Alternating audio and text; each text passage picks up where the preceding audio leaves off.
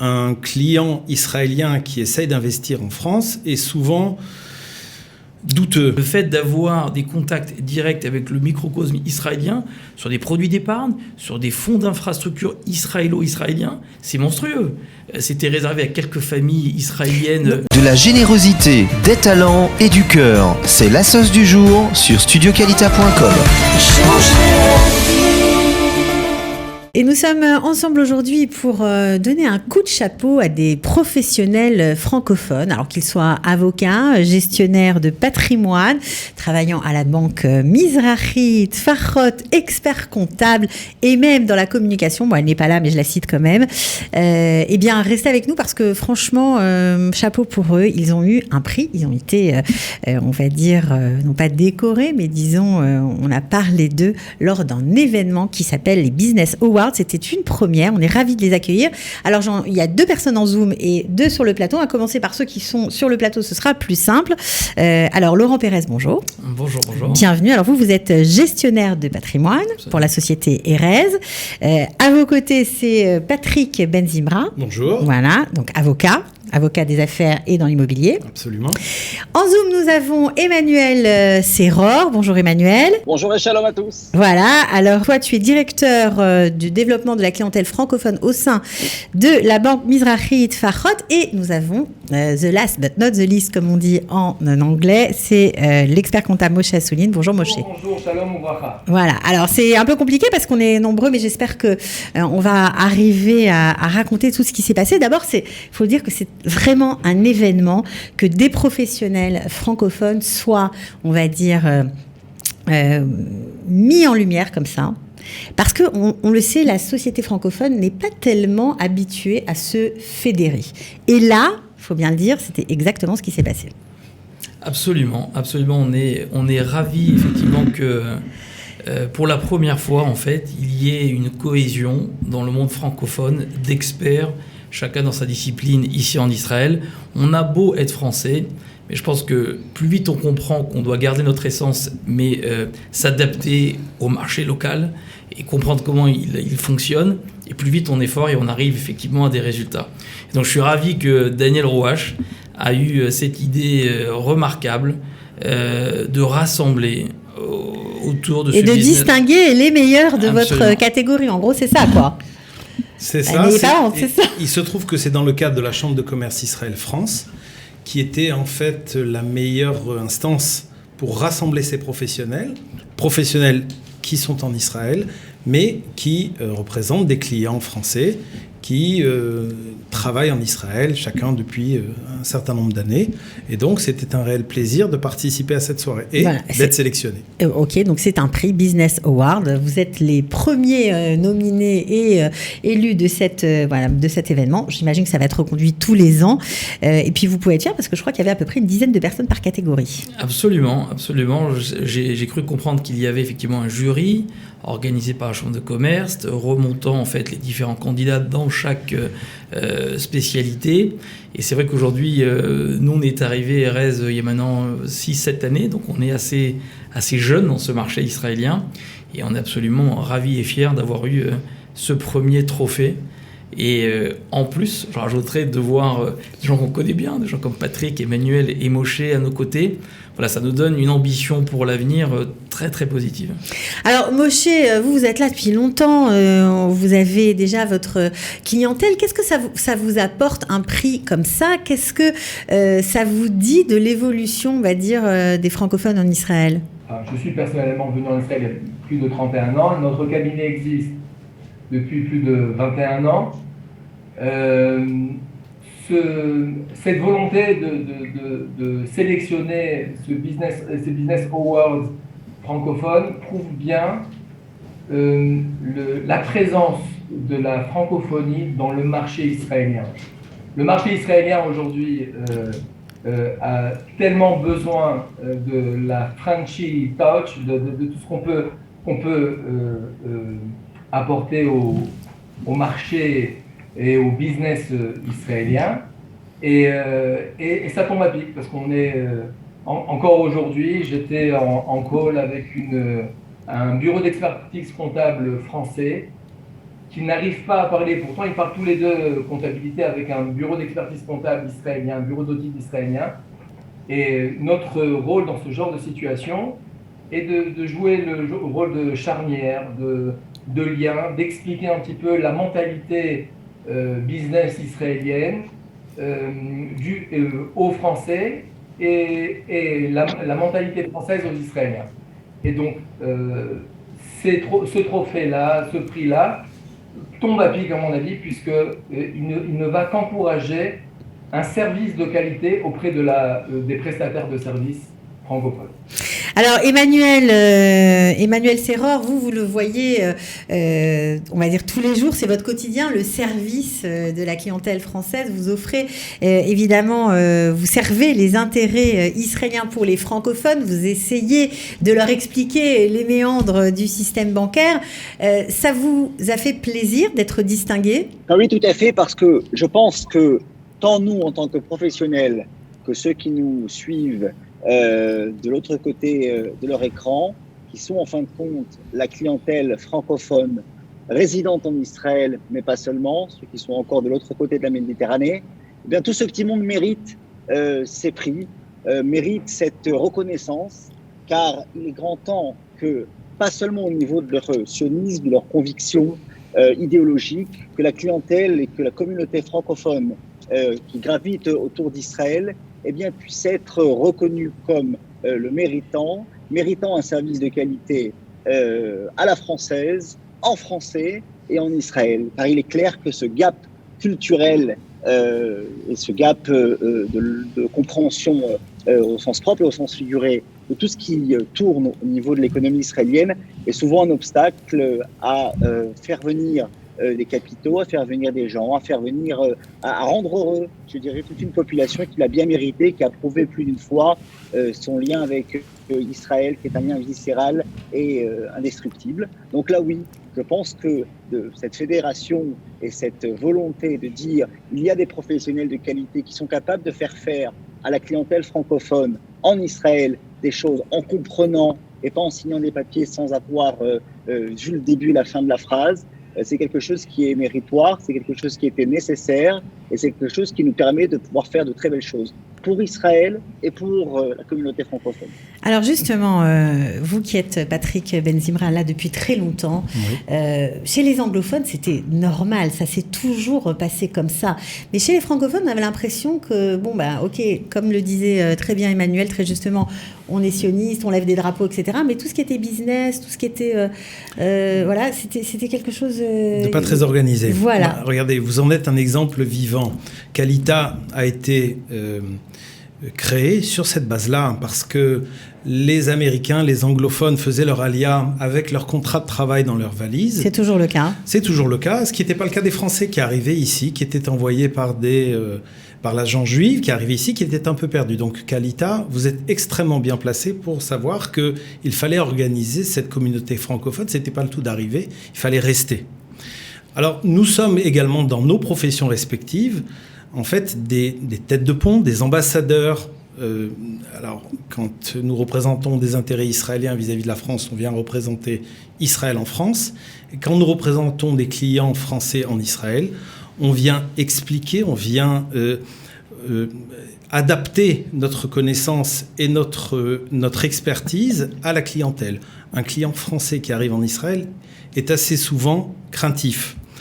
Un client israélien qui essaye d'investir en France est souvent douteux. Il trouve ça très difficile. Ouais. On lui impose... Voire impossible, il n'y arrive pas d'ailleurs. Voilà, on nous dit souvent que les Français ne parlent pas l'anglais, ce qui est assez souvent le cas, de moins en moins. Le Français arrivant ici, voulant investir en Israël, est un peu craintif.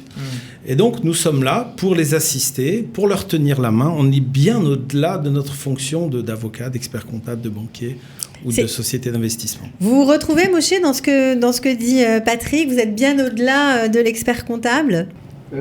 En termes d'intégration, on est souvent une étape importante dans l'intégration business économique de chaque Olé Hadash en Israël, et on le ressent tous les jours. par le simple fait qu'un chef d'entreprise français va souvent avoir tendance à comprendre que s'il a réussi en France, à croire que s'il a réussi en France, il va faire un copier-coller entre le marché français et le marché israélien. Et là, notre rôle, c'est de lui expliquer, tu as des qualités, tu vas réussir en Israël parce qu'on est très optimiste. Mais par contre, on est là pour t'aider et t'expliquer les différences du marché israélien, les nuances, t'expliquer le langage israélien bien au-delà de l'hébreu, mais le langage de la mentalité israélienne. Et en effet, j'adhère tout à fait à ce que dit Patrick. Notre rôle d'intégrateur des Olim Khadashim, des nouveaux venus en Israël, est très, très important. Moi, ce que je voulais savoir, c'est que quand même, quand on parle de la France, et surtout dans vos professions, que ce soit avocat, enfin tout ce que vous faites, que ce soit à la banque, etc., généralement, ce sont des gens très diplômés, élevés, en tout cas éduqués dans une certaine rigueur. Normalement, ça devrait aller comme sur des roulettes. Il y a des gens qui sont super diplômés, ils arrivent ici, ils se disent « je vais tout comprendre, ça va être génial ». Et finalement, ils ont des outils quand même, mais ils n'y arrivent pas, ou alors ils ont besoin d'une traduction. Ils essayent d'adapter. Assez souvent, une des phrases qu'on entend le plus dans nos cabinets, c'est de me dire « mais vous savez, mais en France, ça ne se passe pas comme ça ». Alors on est obligé de leur rappeler qu'on est en Israël et que les choses se passent comme elles doivent se passer en Israël et qu'on ne peut pas toujours adapter. Alors je parle pour mon ami Moshe, qui est expert comptable. Ils ont, depuis quelques années, il y a des normes comptables internationales. Je crois que c'est la GAF. Alors en Israël, le système juridique est parfaitement différent de la France. Un juriste français qui va arriver en Israël va être complètement paumé et vice-versa. Mais on s'adapte. On s'adapte, mais c'est pas facile. L'adaptation n'est pas simple. Mais c'est possible. Absolument. Grâce à vous, grâce aux anciens. C'est ce qu'on essaie de faire, en tout cas. Alors, justement, Laurent Pérez, la motivation de celui qui a lancé ce prix, Monsieur Rouache, Michel. Daniel, pardon. Michel, c'est son frère. Donc, Daniel Rouache, c'était quoi exactement? C'était vous mettre en lumière? C'était de dire il y a des gens hyper compétents qui peuvent vous aider? Ou c'était d'envoyer un signal à la société israélienne? De dire qu'on n'était pas des rigolos, qu'il y avait vraiment des gens sérieux? Absolument. En fait, pour regrouper un peu tout ce qui a été dit et votre question, nous, on est arrivé ici il y a 7 ans. Le cabinet l'URS existe depuis 25 ans à Paris. Il nous paraissait naturel, lorsqu'on est arrivé à Tel Aviv, de tout de suite être membre de la Chambre de commerce. Et tout de suite, en fait, on a beaucoup discuté avec Daniel en constatant un petit peu cette désorganisation sur tous les agents économiques présents dans chaque fonction. Donc ça, c'est le premier point. L'exemple le plus parlant, je trouve, en tout cas par rapport au cabinet, de clients, comme vous avez dit, diplômés, surdiplômés, c'est des gens qui réalisent un cabinet dentaire, une clinique, avec véritablement un CV extrêmement rempli, c'est de dire, je ne parle pas l'hébreu, très mal l'anglais, je n'ai pas d'avocat, je n'ai pas de banque, l'expert comptable, en gros, je ne sais pas comment ça marche ici. En fait, nous, on joue le rôle un petit peu de sas de décompression. On joue un petit peu le rôle de chef d'orchestre de toute cette installation. Notre devoir, c'est déjà de comprendre comment on va pouvoir lui permettre de vivre en Israël, de vivre de son épargne d'une manière pérenne en shekel, donc trouver des solutions locales, et surtout, avant de parler des solutions, de ce conseil, de nous équiper, et là aujourd'hui c'est le cas, d'experts qualifiés. J'aime bien employer le mot normaux. En fait, je l'emploie souvent dans mon wording, mais voilà, parce que le marché est compliqué. Et c'est ce qu'on essaye de faire depuis notre arrivée ici. Mais l'exemple que donnait tout à l'heure Patrick ou Moshe, il est de tous les jours. On nous appelle, je ne sais pas comment ça se passe, il y a beaucoup d'argent, mais ce n'est pas le souci, c'est de trouver les bons experts pouvant effectivement les accompagner dans la durée.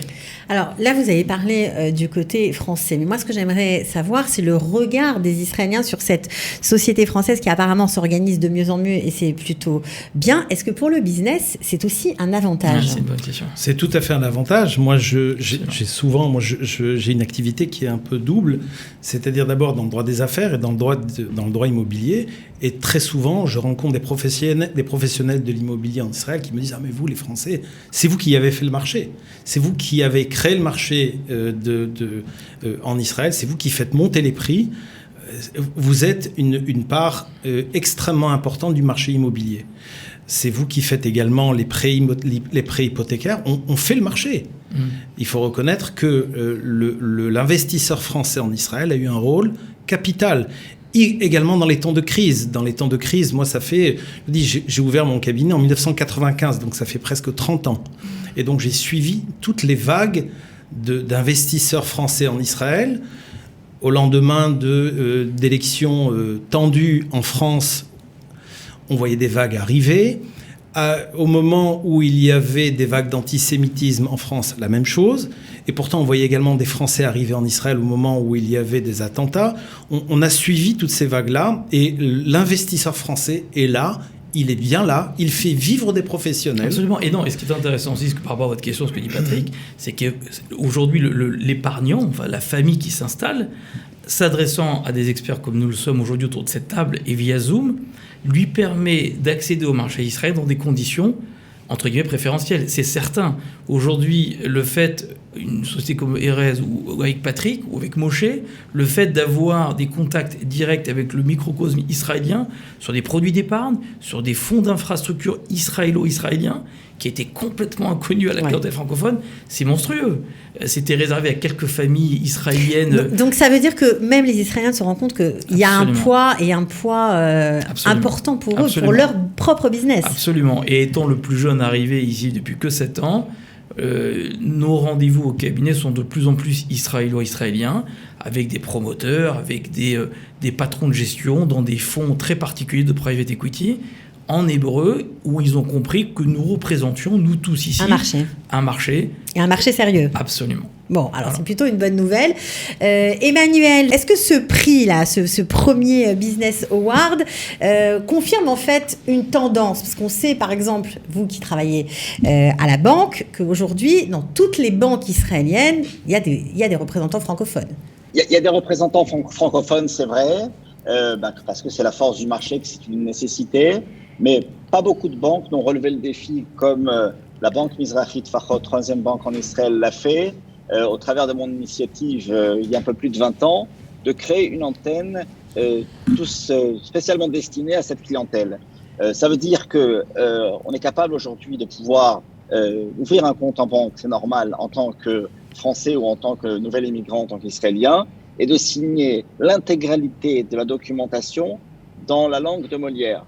C'est-à-dire qu'on considère, je pense tous ici, c'est vrai, que le meilleur moyen de faire... Je peux témoigner, Emmanuel. C'est vrai. On l'a testé, c'est vrai. Je veux dire, le meilleur moyen de faire des affaires, c'est de comprendre ce qu'on fait. Le pire pour les gens que nous sommes, les professionnels que nous sommes, et pour le marché israélien, ce serait que les gens fassent mal, pour qu'après, ça soit la dernière opération qu'ils ont fait et qu'ils disent toujours « Ah oui, moi, j'avais jamais rien compris à ce que je faisais, j'ai signé ce qu'on m'a donné à signer, en fin de compte, je me suis retrouvé embêté. » Ça, ce serait le pire à faire. Le pire pour le client lui-même, le pire pour nous en tant que professionnels, le pire pour Israël, car on ne cesse de le dire, nous sommes ambassadeurs de l'économie israélienne auprès de la communauté francophone d'Israël, et celle qui n'a pas encore fait le pas. Donc c'est clair, il y a une nécessité de faire, une nécessité de bien faire avec une compréhension totale. Et je disais tout à l'heure, avant d'être interrompu par les aléas du direct de la toile, qu'il y a cet exemple, cette anecdote qui me revient à chaque fois. Les gens qui se tournaient vers les banques israéliennes avant que les structures comme la nôtre existent. On leur disait en français hésitant, vous avez un crédit en euros, vous avez un crédit en shekel à taux fixe. Les gens étaient ravis, rentraient chez eux en disant, tu vois que ça existe, chérie.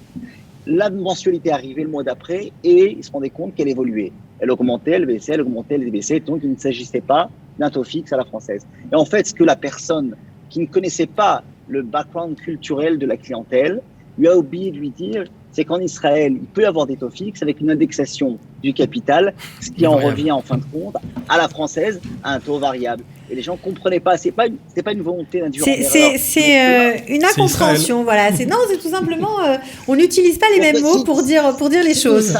Ah si, on utilise les mêmes mots parce qu'en France, un prêt hypothécaire ne fait pas l'objet d'une indexation à l'inflation, alors qu'en Israël, mais ça ne veut pas dire la même chose. Voilà, c'est pas un problème culturel, c'est un problème de...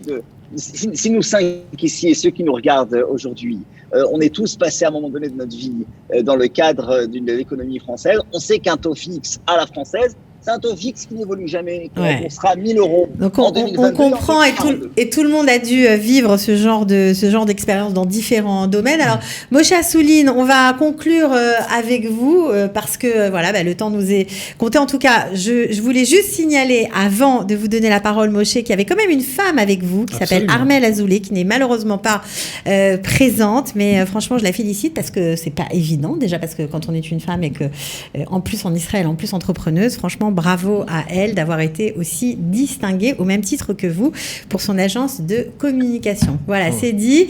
Moshe, ça vous inspire quoi tout ça? Est-ce que vous serez en lice pour l'année prochaine? Absolument. Et on va gagner aussi l'année prochaine. C'est le bras de chaîne. On pense gagner aussi. Mais ce qui est important aussi, c'est de comprendre que nous, en tant que prestataires francophones, alors on l'a dit, mais je voudrais vous donner mon avis sur mon regard sur la question.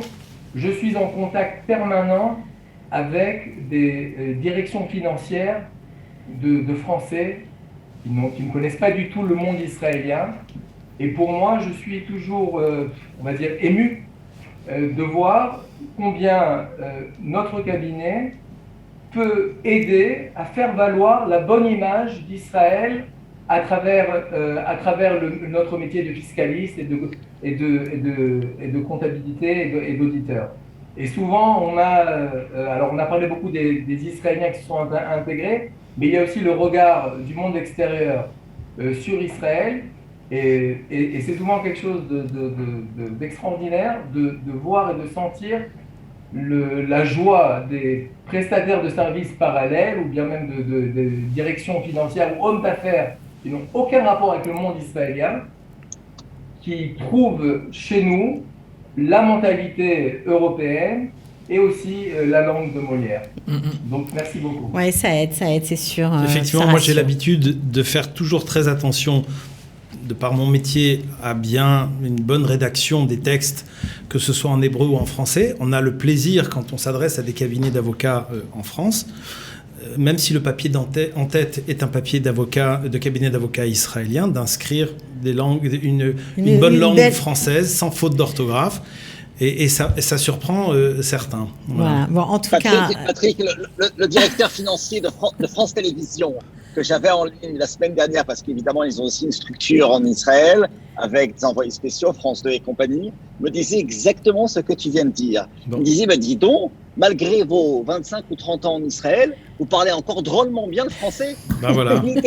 Vrai qu'on puisse dire j'en ai beau.